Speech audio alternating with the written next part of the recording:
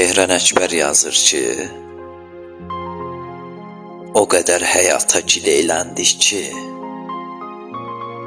neçə arzu, istək puç oldu deyə. Uzanan əlimiz havada qaldı, sonunda ümidlər heç oldu deyə. Bugündən sabaha inamla yatdıq, günü günə satdıq, gümanla yatdıq. Zamanla ayıldıq, zamanla yatdıq. İnamı yaradan tək oldu deyə.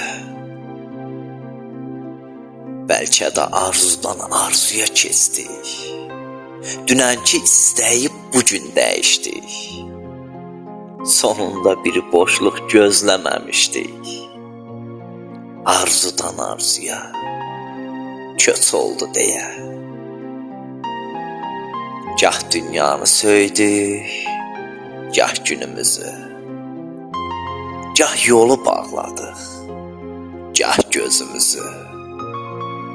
Günahkar görmədik heç özümüzü.